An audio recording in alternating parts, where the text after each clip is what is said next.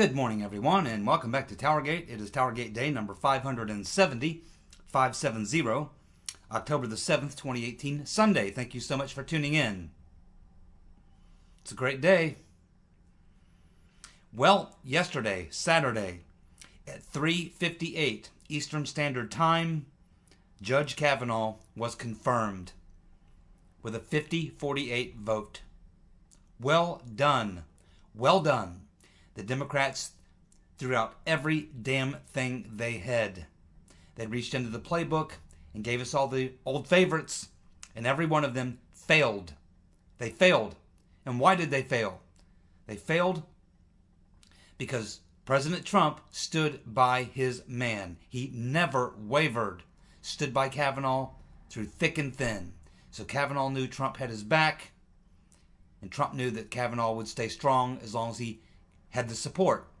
And that's where the next group of people who deserve some credit come in. That would be all of us.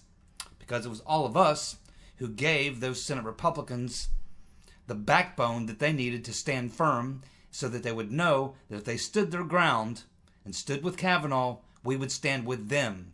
They knew that, and that's why they developed the backbone. Because normally they would cave on something like this. They would pull the nomination and walk away with their tail between their legs, defeated. But not this time, because they knew we had their back. We also have to give credit to Twitch McConnell. I'm not a big fan of Twitch, but he did a very good job of standing his ground and maneuvering his way through this process to get it done. We also have to give a lot of thanks to Grassley, old Chuck. The Democrats threw out one hell of a minefield for him to have to tap dance through without blowing himself up. And he did a very good job. He played it probably as well as you could play it. So we have to give credit to a lot of people here. All of us, Trump, Judge Cavan All, Grassley, McConnell, and those Republicans that stood firm. We had one defector. But for the most part, everyone did what they should have done.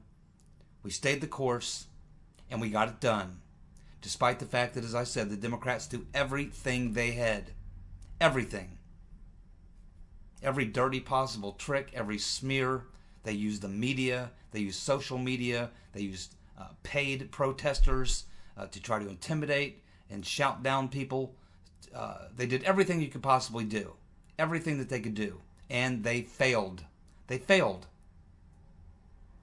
This is how you win. Trump sets that example. He doesn't cower. He doesn't walk away. He doesn't get intimidated by these people. He gets in their face and he challenges them. And by doing so, he defeats them. Trump is teaching these Republicans in Congress how to act. They've forgotten how to win. They've forgotten how to fight. Trump is showing them. He's teaching them. This is a learning exercise for a lot of Republicans that have never had this experience before. They're used to being intimidated by the media, by the left, and they're used to backing down. And in the age of Trump, it's different. Everything is different. In the age of Trump, we fight and we win. And that's what happened yesterday. Congratulations, everyone. Well done.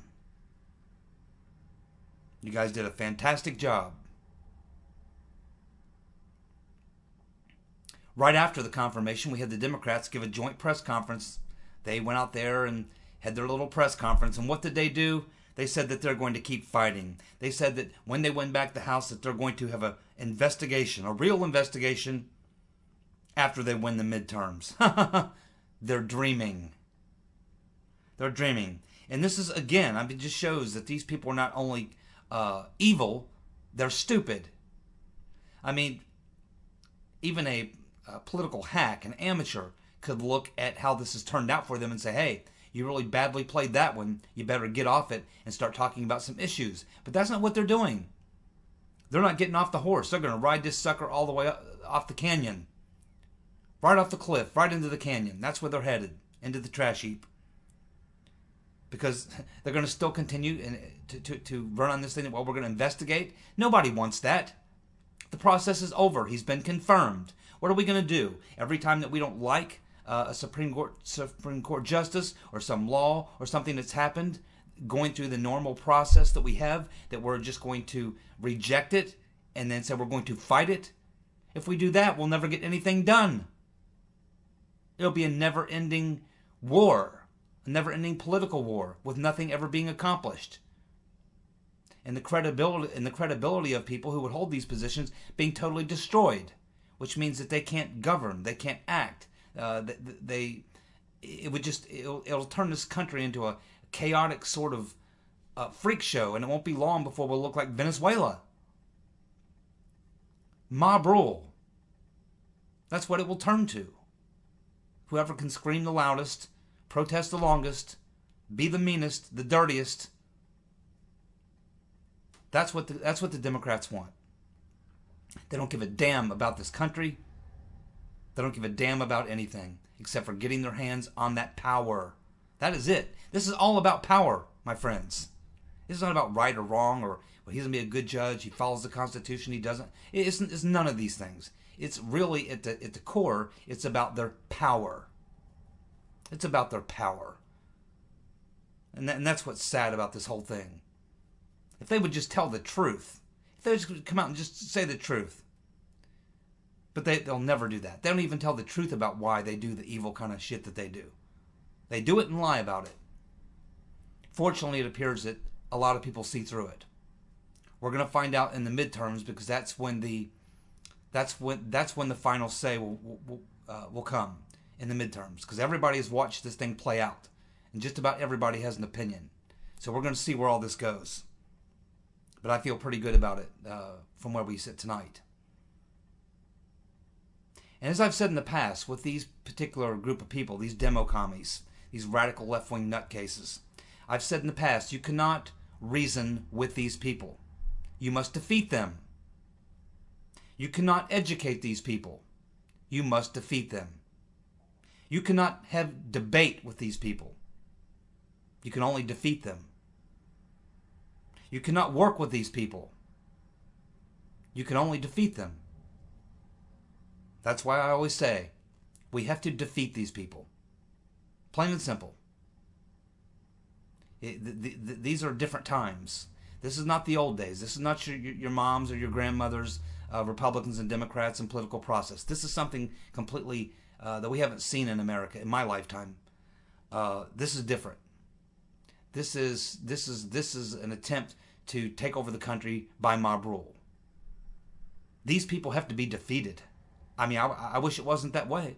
I wish I could say, well, we just need to educate them. We just need to get them some more information. We just need to sit down and have a rational, reasonable conversation and try to work through the problems and this type. No. These people are completely unhinged. They're irrational. They're probably irregular as a result of their being irrational and unhinged. But there's a lot of things that these people are, and including evil, just flat out evil, power-hungry, mad, crazy people. You cannot turn the country over to these people, and you cannot hope to even work with them.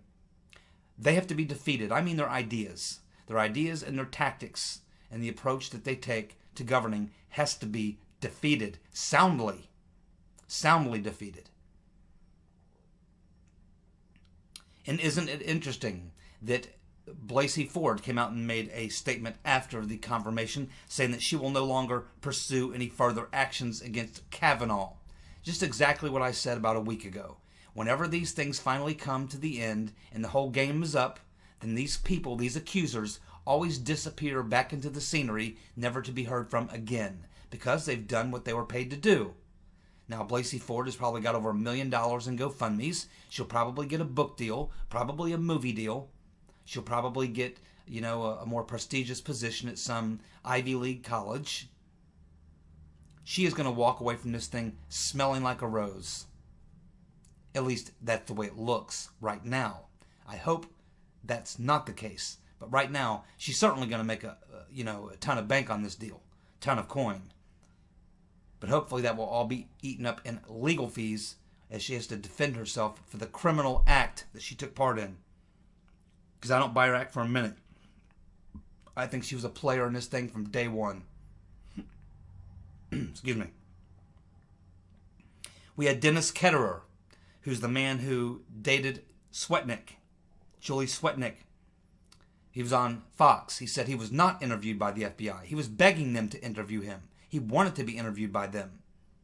And he did about a 20-minute interview on Fox and laid it all out. And he seems pretty trustworthy. He had no reason to put himself into this situation. But he did. And he was prepared to go testify to the FBI in front of the public if he had to, in an open hearing. But he was never asked to appear in an open hearing, and he was never interviewed by the FBI, despite the fact that he was perfectly willing to do so. And the reason he was not is because the FBI looked at the entire accusation from Swetnick and found it was completely ludicrous. Ludicrous. Not even worth investigating. And that woman, Julie Swetnick, she absolutely needs to be hit with some charges. And by the way, there's a lot of people I know have been suggesting, Cavan All should file a slander suit, a civil suit at this point. Yeah, I mean, he would have every right to do so, but I believe that public officials cannot really file slander suits because they're public people. You can make fun of the president, you can make fun of the members of Congress, you can make fun of anybody who's a public official who I believe is elected or appointed by someone who is elected. So public people have to be able to handle the fact that they're going to be slandered by a lot of people. It's just part of the job. I don't think that you can really, again, because they're public people, I don't think that they can file government. They're government public servants. So therefore I don't think that they can file slander suits or anything like that, or they typically do not. Because when you're a government elected official in the government, or you're appointed by someone who's elected, I think you are not allowed to file slander suits. Or if it was possible, every member of Congress and every elected official or appointed official by an elected official would be filing slander suits by the thousands every day. So it's just not something that you see, so I don't think that's going to happen. But he certainly would be well within his rights. Now, had he been knocked out of that position and would have had to step down and walk away, then he probably could have filed a suit and would have won, I think. But there's criminal liability here for some of these people. Certainly is criminal liability. It's funny, we're now hearing the Democrats complain about the FBI playing right into our hands, and they don't even know it. They're now saying that the FBI is corrupt. Oh, that was a rigged investigation. We can't trust the FBI. Really? Because just a few months ago, the FBI was great, totally honest, all true professionals from top to bottom. No funny business going on at the FBI. These are the people with the utmost credibility, professionalism. Can't question the FBI. But now all of a sudden, the Democrats question the FBI, challenge the FBI's credibility, their professionalism, their honesty, their integrity. That's playing right into our hands, because right after the midterms, there's going to be a lot of those folks from the FBI, the DOJ, and the intelligence community, and other places within the deep state who are going to be facing some fairly serious accusations, criminal allegations, that are backed up by evidence. We'll see if the Democrats try to flip on that. Maybe all of a sudden they'll come back and say, oh, no, actually, the FBI are great guys. Oh, they're great. They would never do that stuff. They would never run a frame-up operation. We'll see how they play it. Flipping and a flopping.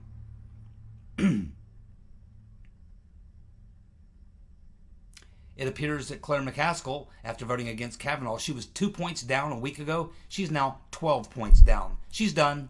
Just like Heidi Heitkamp. She's done too. Done. That's 2 Senate seats that we're going to pick up right there. See, and this is the damage that's been done. The Democrats, had the Democrats not run this Cavan All operation, McCaskill might have won that seat. Heidi Heitkamp was, I don't know that she would have won her seat, but she would have had a much better chance than she has now. She has no chance now. I think she's basically conceded. She basically pulled out of a debate the other night, and that's suicidal. So, yeah, I mean, this has backfired in many, many ways. And we'll find out in the midterms exactly how badly it backfired. But certainly, it pretty much took McCaskill out of a race that she might have won. It took Heidi Heitkamp out of a race she probably could have won. And now they're down and out for the count. The Democrats just delivered us 2 solid Senate seats because of this failed expedition into the depths of corruption and smear tactics, which has failed miserably. Watching the liberals melt down. Very, very funny. Watching the liberals melt down. The liberals in the media, the liberals in Hollywood, the liberal Democrats on the Hill, and all their friends completely melting down over Cavan All. Let them. And the solution to that, and the response to that, should be that we should laugh at them. We should just start laughing at them. Just point our fingers at them and just laugh. Belly laugh at them. Because that's what they deserve. They're clowns. We shouldn't even take them seriously enough to even debate them anymore, or even exchange in conversation, or even get into arguments with them. We should just look at these people and just laugh. Just laugh at them.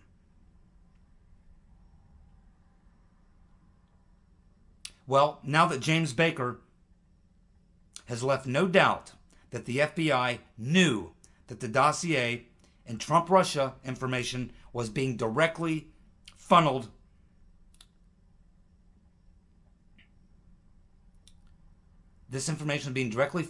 from the Clinton campaign through their lawyers into the FBI.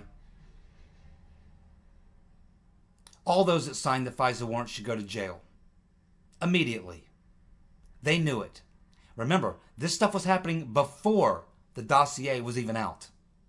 Before the dossier was out, Mr. Sussman from Perkins Coie, hired by the Right Reverend Clinton, was funneling this Trump-Russia garbage and stuff that would later find itself in the dossier was being funneled directly to the FBI, and the FBI knew it. This was before even the first FISA warrant came out. This stuff was being funneled into them by Sussman. They knew where it was coming from. They knew where it was coming from. Before they even hired Confusion GPS. Before they even brought in Christopher Steele. So now it looks totally different. The picture looks different. They were getting this information directly from the Clinton campaign, and they said to themselves, wow, we can't use dirt that we're getting directly from the Clinton campaign via their law firm, so we have to create some other facade to make it look like it's coming from somewhere else. And that's the reason they hired Confusion GPS and Christopher Steele and all these other bad actors. That's why Brennan had to get these intelligence agencies working with him and setting up the secret six-agency task force to create all this. It was to cover up the fact that the information that they were getting to run their operation to destroy Trump, it was all coming directly through the Clinton campaign, through their law firm. And this whole thing with Fusion GPS and Christopher Steele was nothing more than a facade to cover up, to make it look like the information was coming from outside, when actually that information was being piped directly from the Clinton campaign via Perkins Coie, their law firm, directly into the FBI. And the FBI knew it. Comey knew it. McCabe knew it. They all knew it. They should be arrested right now and taken to prison.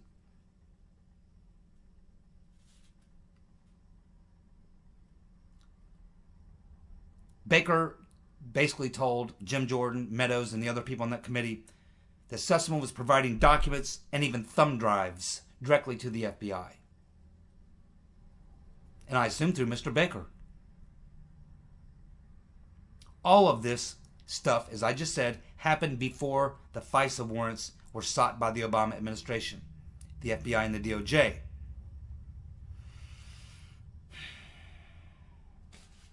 Baker also provided information about the FBI's use of media leaks in 2016 and 2017 to advance their case against Trump.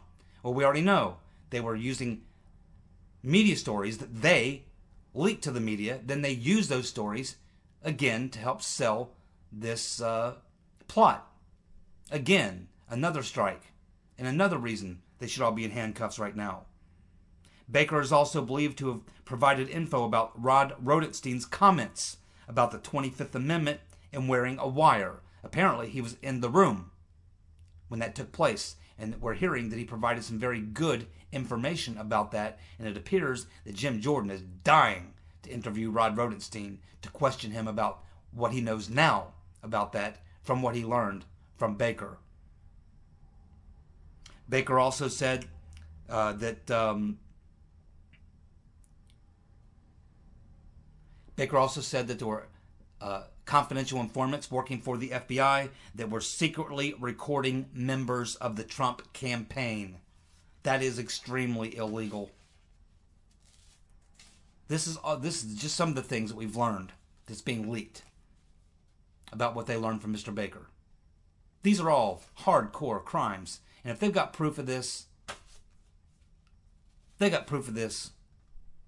a lot of people should be going to prison. Period. These are not little crimes. These are not mistakes. These are not violations of procedure or policy. These are crimes. Knowingly committing these acts in violation of multiple laws under the USC. I've gone through them before. Also, something that's not getting a lot of press, but actually that happened, was on Friday, they also interviewed Trisha Anderson, who was the number 2 or number 3 in that little cabal, part of the small group at the DOJ, that was knowledgeable of everything that was going on and signing off, and she had a lot to do with what was going on with the Wiener laptop. Trisha Anderson was a key player in the handling of the Wiener laptop investigation. She knows the crimes that were committed, and she took part in them. What they've learned from her, that's not been leaked yet, but I'm sure in the next couple of days it will be. Maybe we'll find out tomorrow morning. We got Comey saying that of course they want him to testify, but he's saying he wants an open hearing. And he's saying that he wants an open hearing, but he says that the topics for discussion must first be that they must first defer to the FBI and the DOJ and the intel community to find out what topics they can talk about in an open public hearing. So Comey wants an open hearing so that there's so many things that they want to talk about that they can't talk about in open hearing, so that he doesn't have to talk about those things. But they want him in a closed session so they can ask him about things, and he can't hide behind what he normally hides behind, which is, well, this is classified, we can't talk about it. It's part of an ongoing investigation. We can't talk about it. No. They're not going to give him that out. Hopefully they're not going to even negotiate with Comey. Hopefully they're going to say, no, Jim, you're going to come in behind closed doors and we're going to talk about everything. And we're going to subpoena you to do so. And if you don't show up, we'll hold you in contempt. That son of a bitch better be in jail by the time my next birthday rolls around. Now, I'm going to begin the process this week, starting tonight with the time I have left and going into tomorrow and maybe even a little bit into Tuesday, to go down through all these House races. There's about 38 House races, the House of Representative races, that are going to determine whether or not we hold on to the House or not. I've limited this now down to 38 races that are going to decide whether or not we hold the House or lose the House. These will all be races which you have either a dead heat and it's too close to call, or what they would call a toss-up, or they're slightly leaning left Democrat or slightly leaning Republican. In other words, these are races that can be drastically affected, can be won or lost on turnout. So what I want to do is go through each one of these races, of which there are 38. We'll get about half of them tonight and half of them tomorrow, I expect. So listen closely, because I'll be going through some of your congressional districts. And if I am pointing out your race in your congressional district, it is imperative that you get out and vote, because that means that this is a race that could decide whether or not we hold on to the House of Representatives or not. These are the races we have to win the majority of. We have to win the majority of these races. So I'm going to go through them. So listen closely. If I call out your district, you'll know that you are in a place, in a district that is critical that you get out and vote. And if you can bring someone with you, 2 people with you, whatever you can do, anything you can do to help this candidate. And here's something I'll tell you right up front. For some of these people, you are not going to like them very much. But the issue is having the Republicans, the R's, and the majority so that we control the House. And that means that we may have to elect a few Republicans we don't particularly love. We have the same situation going on here in Ohio. We have a governor's race. The Republican is Mike DeWine. The Democrat is Sherrod Brown. We cannot have Sherrod Brown. He's a disaster. He's a far left-wing crazy. He's comes out of the Hillary Clinton stable. He will be a disaster for Ohio. But Mike DeWine is an establishment hack. He's a mealy-mouthed, slimy establishment Republican. It's been around forever. One of these guys is a career politician. He doesn't stand for much. He's just a flimsy type of politician. But we all have to hold our nose here in Ohio and vote for him. Because as bad as he is, he's a hell of a lot better than Sherrod Brown.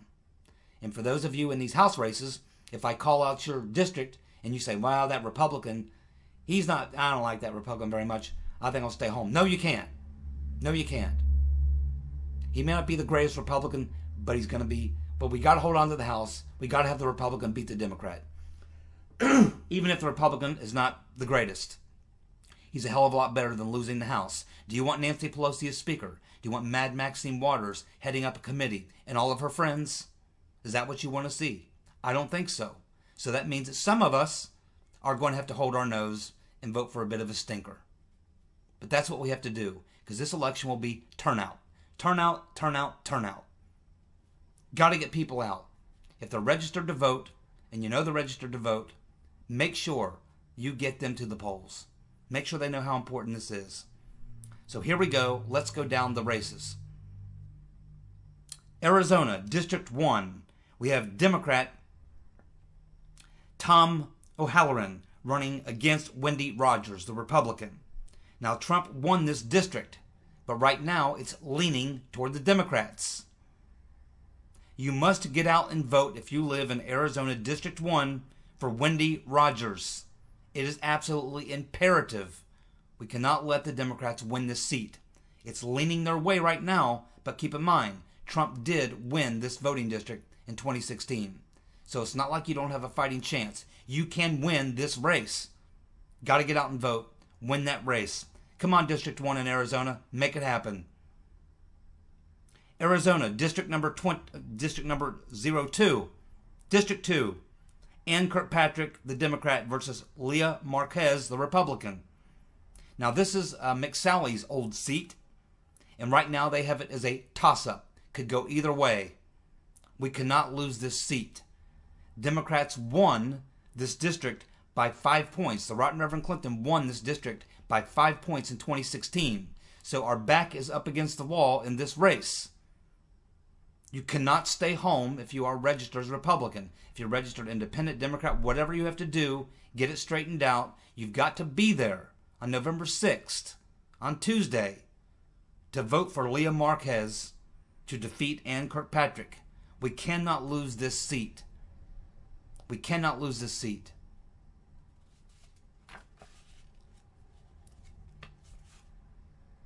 Arkansas, District 2. We have Claire Tucker, the Democrat, running against French Hill, the Republican. This seat is currently leaning toward the Republicans. Now, the Right Reverend Clinton won this seat in 2016 with 58% of the vote.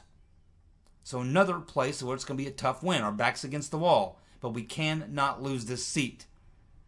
People in Arkansas, District 2, you got to get out and vote for French Hill. Got to get out and vote for French Hill. We cannot lose this seat. We have California, District number 7. Amy Barra, the Democrat, running versus Andrew Grant, the Republican. This district is leaning Democrat right now.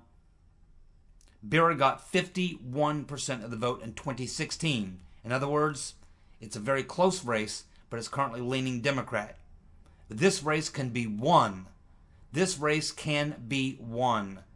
This is one that you got to get out and vote. You have to get out and vote in this race, California District 7. You have a very good fighting chance of winning this seat. We can't lose this seat to the Democrat in California. And vote for John Cox while you're at it. You better, and he better win. California, District 10. Josh Harder, Democrat, running versus Jeff Denham, the Republican. This is currently listed as a toss-up. Now, Denham won this seat. He's the incumbent in 2016 with a slight majority of 52% of the vote. So it's very, very close. It's very close. And something to keep in mind about all these races that I'm focused on right now, this is where the Democrats are going to put tremendous amounts of money and resources. They're going to have Soros money. They're going to have Michael Bloomberg money. They're going to have all kinds of big money, and they're going to be pumping it into every one of these races because they know exactly what I'm telling you, that these are the races that are going to decide whether or not they hold on to the House. They're going to put everything they've got, every dirty trick, every dollar they've got into these races. This entire thing is going to be about turnout. You've got to get out and vote. If you're in California, District 12 or District 10, you've got to get out and vote for Denham, the Republican. Very, very close. Right now, it's listed as a toss-up. California District number 21. We have T.J. Cox, the Democrat, against David Valadao, the Republican. This is currently leaning Republican, but keep in mind the Right Reverend Clinton won this district in 2016 with 55% of the vote. Now, Valadao actually is the incumbent, and he won this seat in 2016, despite the fact that the Right Reverend Clinton got 55%. Valadao did get 57% in 2016 in this district. So you've got a very good chance to hold on to the seat. And this will be a seat we need to hold on to. This is not a seat we're trying to win back from the Democrats. This is a seat we currently hold. We must hold this seat. We cannot lose this seat in this district in California. California is too tough of a place. There's just too many races that may not go our way. We have to win some of these California districts, and this is one we should win. You've got to get out and vote for David Valadao in District 2 in California. California District 25, Katie Hill, the Democrat, against Steve Knight, the Republican. This is currently leaning toward the Democrats. Now, Romney actually won this district in 2012. The Right Reverend Clinton won this district in 2016. So it's a tough deal. It's winnable, though.